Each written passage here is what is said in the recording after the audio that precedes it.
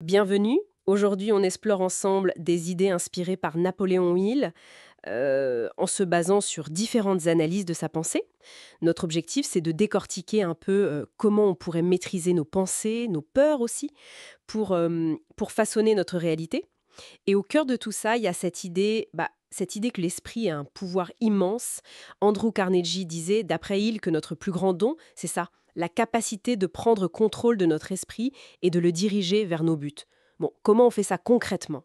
Oui, et ce qui est vraiment frappant dans ces lectures, c'est la distinction faite entre la peur comme instinct, vous savez, la survie, et la peur comme une sorte de guide, mais un guide qui peut nous tromper. Les sources le disent bien, hein, la peur elle-même, bon, c'est pas l'ennemi, c'est normal d'avoir peur. Le vrai problème, c'est l'inaction, la paralysie que ça peut entraîner, quoi. C'est ça qui nous freine. Parce que la peur, elle nous raconte des histoires, hein. Souvent des histoires fausses d'ailleurs, sur nos limites, sur notre valeur. Exactement. Et ces histoires, on finit par y croire, on se les répète sans arrêt. D'ailleurs, une des sources propose un défi assez radical, je trouve, changer complètement notre dialogue intérieur. Pendant 3 jours seulement. Arrêter de se critiquer, se parler avec autorité, un peu comme un bâtisseur qui construit quelque chose.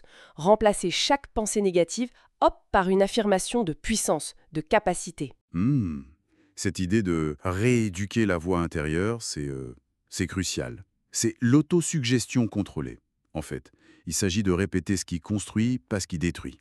Consciemment. L'esprit apparemment ne distinguerait pas vraiment une vérité d'une conviction qu'on répète avec foi, avec émotion. Mais ça demande de la discipline, c'est clair. Parce que les vieilles habitudes, elles résistent. Oui, c'est là que ça devient intéressant, et peut-être difficile aussi. Ça veut dire qu'il ne faut pas attendre de se sentir courageux pour agir. C'est exactement ça. Le courage, selon cette approche, il naîtrait de l'action malgré la peur, pas avant. Chaque fois qu'on agit face à la peur, même à un tout petit pas, ça réduirait son emprise. Ça recablerait un peu notre cerveau, si on veut. L'exposition répétée, ça rend l'inconfortable d'abord familier, et puis finalement routinier. La peur n'aimerait pas le mouvement, en gros. D'accord, je vois. Et concrètement, comment on met ça en place, ces routines, cette discipline? Est-ce que les sources donnent des pistes, des étapes? Oui, oui, il y a des étapes pratiques qui reviennent souvent. D'abord, définir un but précis, vraiment précis. Avoir une image claire de ce qu'on désire. Le fameux pourquoi, c'est le moteur.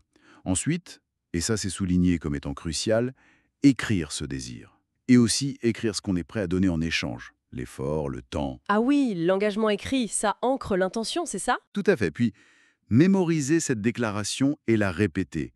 Tous les jours, matin et soir.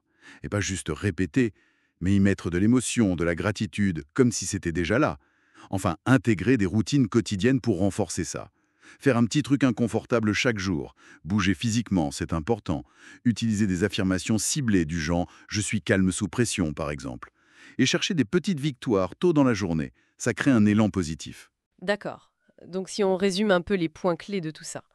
D'abord, reconnaître la peur, la voir comme un signal, peut-être un signal de croissance et pas comme une fatalité. Ensuite, choisir activement son dialogue intérieur. Utiliser l'autosuggestion de façon disciplinée. Et enfin, agir. Agir même si on n'a pas la motivation au début, parce que c'est l'action qui crée le courage. C'est ça l'idée principale. C'est précisément ça. Il s'agit de construire une sorte d'autorité intérieure. Ne plus être esclave de ses pensées ou de ses peurs, mais en devenir l'architecte conscient. Et les outils pour ça, ce sont la répétition et l'action. C'est comme ça qu'on transformerait les croyances limitantes. C'est un processus, hein, pas un coup de baguette magique. Tout ceci repose au final sur la capacité à fixer un cap, un but, et à y diriger son esprit, même quand la peur souffle fort. Mais vous savez, ça soulève une question intéressante pour une autre fois peut-être. Qu'est-ce qui se passe quand le but principal, lui-même, ce désir profond qu'on a, eh bien c'est justement ça qui nous fait le plus peur. Comment on applique ces principes de discipline mentale quand l'objectif ultime est la source d'une peur intense, voire paralysante? C'est une piste de réflexion intéressante, je trouve.